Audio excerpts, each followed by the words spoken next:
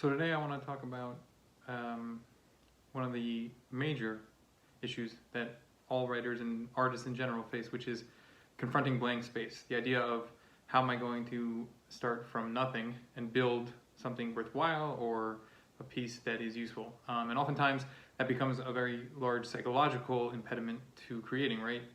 We think, oh, I don't know what to do, and so I don't do anything.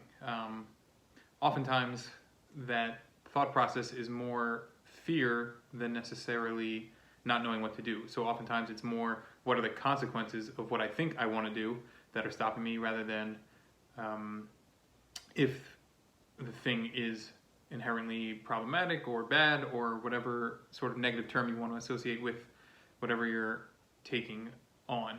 So many times when we see the blank space, we are filling it with our own images to begin with, and then we judge ourselves based on how other people perceive us or how we think other people perceive us, and that is what's stopping us from writing. The idea that something you put down on paper is problematic or shouldn't be there or will create some sort of negative loop in your life, or I don't know, what are the fears that anybody has, right? That basically we won't be loved, we won't be accepted, people will ostracize us or cut us out of their lives, or we won't be able to feed ourselves. Like, there are basic needs that we want met, and oftentimes it's these sort of looming fears, these overarching ideas that we're placing on literally a piece of paper or a canvas or whatever medium you're working through, right? And that is what's stymieing us. So oftentimes we just have to remind ourselves that at the end of the day, it's words or painting or even wood or whatever material, again, that you're working with. It's really not sort of a life or death situation within that moment, even though we sort of trigger ourselves to that place. And so once you kind of get past that initial fear of the blank space, then you have to kind of figure out, okay, how do I start, or what do I do? And oftentimes I find that there's actually a difference. We're going to talk here specifically about writing, as this is a literary journal, that there's a difference between the medium you're using to write. So depending on which medium you're using, that can bring a different type of mindset to how you're writing. So computer or technology in general, right, a cell phone, iPad, anything of that kind of nature, brings one sort of mindset to how you're writing versus a piece of physical paper with a pen or a pencil, right? And even those two mediums, pen versus pencil, can bring different sets of reactions to what you're writing. Oftentimes I find that with a computer, everything feels a little less physical, obviously, but also less permanent because of that lack of physicality.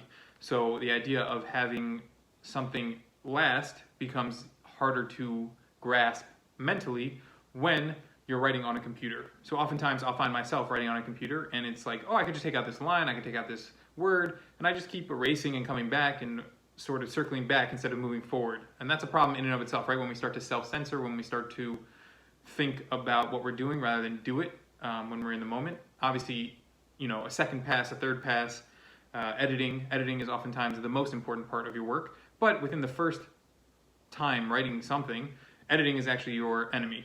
It stops you from creating, stops you from building. Again, fear is sort of creeping in. So on a computer, this is almost too easy because you're literally writing on nothing, right? It doesn't hit you emotionally or physically or spiritually that you're doing something, right? Oftentimes you're just typing on a screen, which is so easy to manipulate and change that you sort of forget that you're attempting to create something with emotional resonance, with maybe even physical consequences. You know, people cry, laugh, react physically to what they're reading. And so oftentimes a computer or digital technology in general removes that sort of experience even from yourself, so that it's sort of harder to create.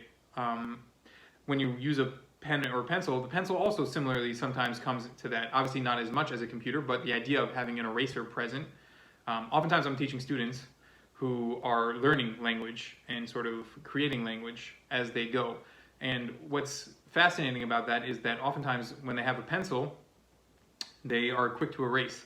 They sort of think to themselves, nah, I don't really like this, or even in the back of their heads they think maybe it could be better, right? Even the first inkling of uncertainty sort of allows for the opening to use that eraser. Because as Chekhov used to say, right, when you put a gun on the table, you're going to use it. So similarly, if you have something in your hand that is meant to be used for a purpose, likely you will use it for that purpose, right? And so when you have the eraser on your pencil, oftentimes people will use it. And again, that stymies sort of creativity. In a lot of ways, you should allow the mistakes to keep going. So for example, even when I'm recording these videos, right? Oftentimes I'm taking multiple takes, but I allow the video to continue running, even if I mess up in the middle, so that it doesn't stop my momentum, right? It's so easy to think about digital space and say, well, I could always stop it here, I can restart it, I can manipulate it after infinite amounts of times, right? I can just keep going and going and going. And in many ways, that opportunity allows for you to not even do the work. So before we were worried about the blank page, right? The idea of our own mental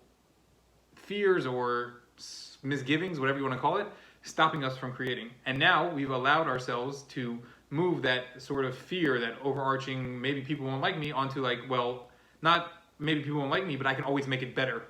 And allowance for the idea of perfection, right? Not even perfection itself, but the allowance of the idea of perfection that we're striving after, that anything can be perfect, makes us actually hurt ourselves in terms of creation, because we are just always, well, I can do that better, I can make it better, I can write Photoshop or video edit or what's the singing one? The auto-tune, right? We can auto-tune everything. And so that allows us to, again, stymie ourselves from creating.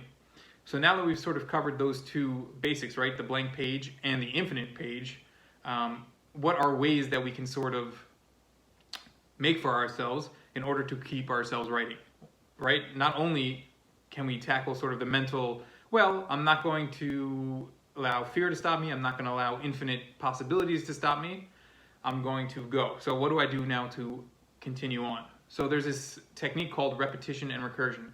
And this technique I actually like a lot. There are many techniques, and I'm not going to cover all of them. There's just infinite techniques, right? Pick a color, pick a shape, pick a smell, pick a sense, right? And just describe it. When I was studying in graduate school, Marie Howe had an exercise for us where every time we had class, you had to come in with 10 observations. No metaphors, no similes, nothing that describes what happened literally. And that's a technique, again, just to sort of move you out of your usual language and to really rethink the world, because oftentimes in the world we're using metaphors and similes and anecdotes to create images in other people's heads, right? In many ways you could argue that language itself is a simile or metaphor, right? That's Plato from a long time ago, from thousands of years ago, right? That language itself is a representation of things that we're thinking, but not the actual thing. I'm going to leave the philosophy for the moment aside. But the lesson still stands of, right, you can force yourself to write with prompts, whatever that prompt might be. But I also think that repetition and recursion is really, really strong type of prompt. And what it is you take, let's say you're writing a line. So you write the first line, I like to ride in cars on Sundays. Okay, that's your first line, I like to ride in cars on Sundays.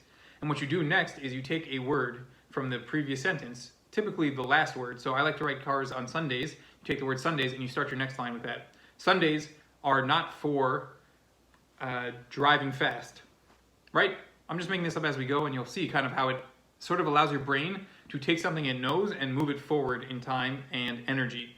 So the first line was, I like to drive in cars on Sundays, something like that. And the second line was, Sundays are not for driving fast. And now we've actually kind of gotten something interesting, right? We've used this imagery of Sunday itself, cars, the idea of rest and driving and not driving fast. And so our last line was fast, and we keep going, right? And we use our repetition and recursion, right? The repetition of the words to recur on a theme or on an idea that our brain sort of unconsciously now is building within itself. The brain is very, very powerful. There's infinite studies. Though we don't understand much, we understand enough about the brain to know that the brain is working in ways that we don't consciously control or understand all the time, maybe any of the time. And so when you allow your brain to sort of meditate or focus on something, but not consciously, you remove the impediment of your conscious mind or fear or whatever's happening to allow your brain to free itself into sort of the creative space. I don't know if that's a great term, but let's call it that. The creative space, you allow for your brain's subconscious or unconscious, different things, but in this case, we're going to use it interchangeably. I know they're different, but in this case, whatever you're not focusing on, you allow your brain to work forward and make connections that you might not make if you were thinking logically or realistically, right? And so this repetition and recursion allows language, which is another benefit of when you're writing, right? We're focused on language, its sound, what it means, how it tastes, how it feels, and it allows your brain to use the language itself to build on whatever it's working out, whatever problem or realization it's kind of working on. You're allowing your brain to do that. And so that's why I really like repetition and recursion. Oftentimes people will say that works a little bit better with fiction and nonfiction, and that poetry is a little more complicated because it has the sonic quality more than the language quality necessarily, or at least equally sonic and language. And so another sort of way to think about prompts and creating space for yourself is to build a rule. I had another instructor in graduate school, James Hawk, who loved the idea of sonnets. Something about the sonnet to him was that it was like almost a perfect form. And we can talk about forms in general, and we'll get there actually in further videos, where we break down formal poetry and forms, and there will be even handouts or the ability to download pre-formatted formats for poetry. These are ancient formats. I didn't make these up. They've been around. Sonnet itself is an ancient format, right? It's been around hundreds and hundreds of years. I'm sure you know about Shakespeare's sonnets. There are actually 3 types of sonnets, and we'll get into all that in different videos. But for this purpose, the idea that James Hawk liked was the idea of 14 lines. He thought something about the 14-line structure helped build a great poem. And so oftentimes he would say to us that if you didn't know what you were going to do, just limit yourself to 14 lines. It doesn't matter, right? You don't have to do the rhyme scheme, you don't have to do interlocking, you don't have to do any of those sort of formal rules, but the idea of a sonnet being 14 lines, something about that to him allowed for greater sort of freedom, but also limitation. And oftentimes, as we were saying earlier, what limits us is the infinite possibility, right? Not just the nothingness, but the infinite. And so when you impose a rule upon yourself, something like you can only use 14 lines, that will allow you to start writing, because here's one line, and then I'm going to get to the second line, and then I know I'm done at 14. So it sort of gives you the ability to, it's not infinite, I don't know where I'm not going, but I know once I hit 14, I'm done. It doesn't matter whatever I've said by 14, that's it.